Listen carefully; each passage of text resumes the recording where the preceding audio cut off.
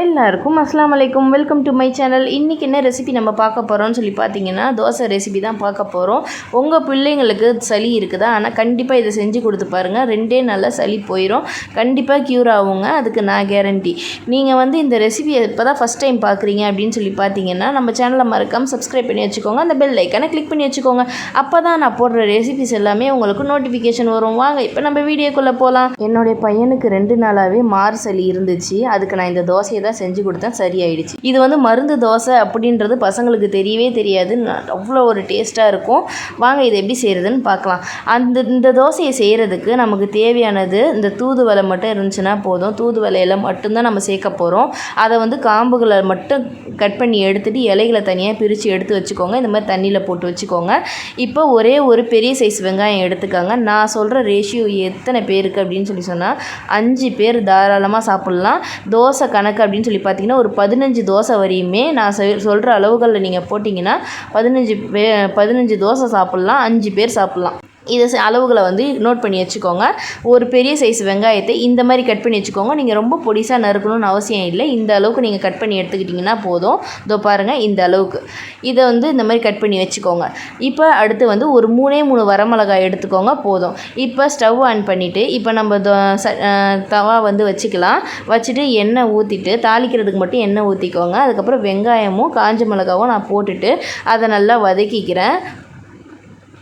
ரொம்ப நம்ம வதக்க தேவையில்ல. லைட்டாக அந்த பச்சை வாசனை போகிற அளவுக்கு நம்ம வறுத்தோன்னா போதும். இப்போ நம்ம வறுக்க போகிற எல்லாமே பச்சை வாசனை போகிற அளவுக்கு நம்ம வறுத்துக்கிட்டால் போதும். நான் ஒரு 8 பல்லு பூண்டு எடுத்திருக்கேன். அதையும் இதில் நான் சேர்த்துக்கிறேன். நீங்கள் நசுக்க தேவையில்ல, உரிக்க தேவையில்ல. இதே மாதிரி சேர்த்துக்கோங்க. இதையும் சேர்த்துட்டு ஒரு வதக்கிக்கோங்க. ஒன்றுத்தையும் நம்ம போட்டுட்டு ஒரு வாட்டி வதக்கி எடுத்துக்கணும். நெக்ஸ்ட்டு நான் பெப்பர் எடுத்துக்கிறேன். மிளகு 2 கரண்டி அதாவது 2 ஸ்பூன் எடுத்துக்கோங்க, போதும். நம்ம காஞ்ச மிளகா அதனால தான் கம்மியாக போட்டது. இது பிள்ளைங்களுக்கு சளி அதிகமாக இருக்கிறதுனால நம்ம மிளகு தான் அதிகமாக எடுத்துக்கணும். அதனால் 2 ஸ்பூன் அளவுக்கு போட்டுக்கோங்க. அதுக்கப்புறம் சீரகம் ஒரே ஒரு ஸ்பூன் அளவுக்கு எடுத்துக்கோங்க. அதையும் இதில் சேர்த்துக்கோங்க. இதை சேர்த்துட்டு அதுக்கப்புறம் நம்ம தூதுவளையை கழுவி வச்சுருக்கோம் இல்லையா, அது தண்ணி வடிகட்டி இந்த மாதிரி அதில் தண்ணியை ஃபுல்லாக ட்ரை பண்ணி இதில் போட்டுக்கோங்க. போட்டுட்டு மேலோட்டமாக இந்த மாதிரி நம்ம வதக்கி விட்டுக்கலாம். இதை போட்டோன்னே அப்படியே சடன்னு சவுண்டு கேட்கும். அந்த சவுண்டு அடங்கினதுக்கப்புறம் நம்ம இதில் பெருங்காயத்தூள் ஆட் பண்ண போகிறோம். கொஞ்சமாக பெருங்காயத்தூள் போட்டுக்கோங்க. அதுக்கப்புறம் இந்த மசாலாவுக்கு தேவையான சால்ட்டை மட்டும் போட்டுக்கோங்க. நான் ஒரே ஒரு ஸ்பூன் அளவுக்கு உப்பு போட்டிருக்கேன்.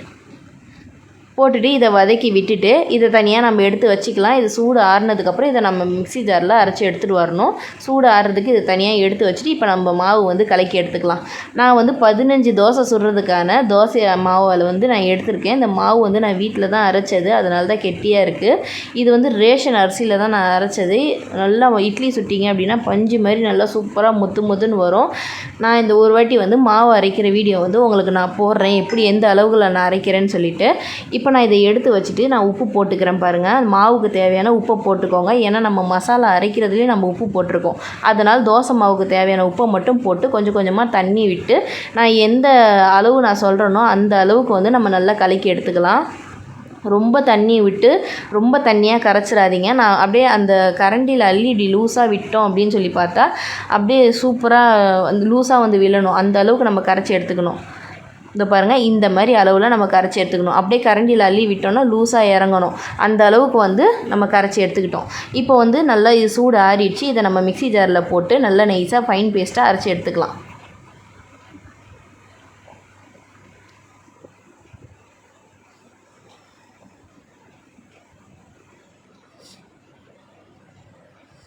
இப்போ நம்ம இதை அரைச்சிக்கலாம்.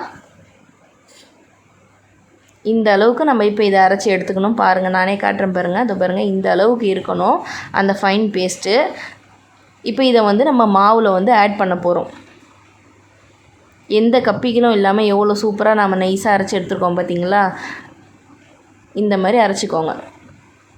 சரி வாங்க, இதை நம்ம மாவில் கலந்துக்கலாம். நான் ஸ்பூனில் விட்டு எடுத்து பார்த்தேன் கரண்டியில். ஆனால் சரியாக அந்த மசாலா ஃபுல்லாக வராததுனால இது வேலைக்கு ஆகாது கரண்டிலலாம் எடுத்தான்னு சொல்லிவிட்டு நான் கையை விட்டே அள்ளி போட ஆரம்பிச்சிட்டேன். நமக்கு எப்போவுமே கை தான், கரண்டிலாம் நமக்கு வேலைக்கு ஆகாது. அதனால் கையில் நல்லா வலித்து அதை போட்டுக்கிட்டேன். லைட்டாக ஒரே ஒரு ஒரு ஒரு 1/4 கிளாஸ் மட்டும் தண்ணி விட்டு அலசி அதையும் இதில் நம்ம ஊற்றிட்டு கிளறி விட்டுக்கலாம்.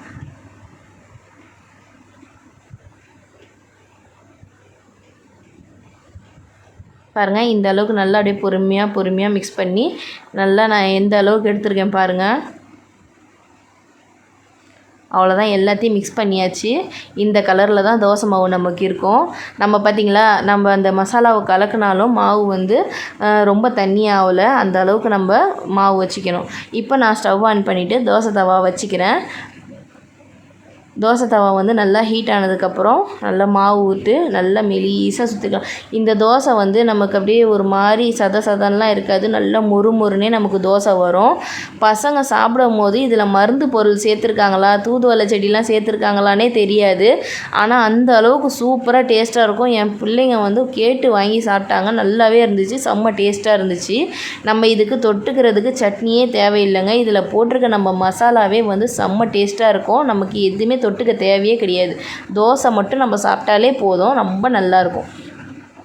இப்போ சுற்றி நம்ம எண்ணெய் விட்டுட்டு தோசை கரண்டியை வச்சு எதுக்கு நான் இந்த மாதிரி மேலே தடவி விடுறேன்னு சொல்லி பார்த்தீங்கன்னா, அப்போ தான் நமக்கு மொறுன்னு வரும். இது இந்த தோசைன்னு கிடையாது, எப்போ தோசை சுட்டாலுமே நம்ம எண்ணெய் விட்டுட்டு மேலே இருக்குது அந்த மாவுங்கள்லாம் இருக்கும் பார்த்திங்களா, அதை அப்படியே மேலாப்பில் அப்படியே நம்ம தடவி கொடுத்தோம் அப்படின்னு சொல்லி பார்த்தீங்கன்னா கண்டிப்பாக தோசை வந்து நல்லா மொறுன்னு கிறிஸ்பியாக வரும். இந்த அளவுக்கு நல்லா மொறுன்னு வரும். இப்போ நான் எடுத்து கிட்ட காட்டுறேன் பாருங்கள். பார்த்திங்களா எவ்வளோ ஒரு மொறுன்ட்டு நல்லா சூப்பராக வந்திருக்கு பார்த்திங்களா, ப்ரௌன் கலரில். இதை எடுத்துகிட்டு போய் என் பையன்கிட்ட கொடுத்ததுக்கு அவனோட ரியாக்ஷனை பாருங்கள் நீங்களே. அவ்வளோதாங்க, இதை செஞ்சு பார்த்துட்டு எப்படி இருந்துச்சுன்னு சொல்லி எனக்கு கமெண்ட் பண்ணுங்கள். இந்த வீடியோ உங்களுக்கு பிடிச்சிருந்துச்சுன்னா லைக் பண்ணிக்கோங்க, ஷேர் பண்ணிக்கோங்க, மறக்காமல் சப்ஸ்கிரைப் பண்ணி வச்சுக்கோங்க. தேங்க்ஸ் ஃபார் வாட்சிங்.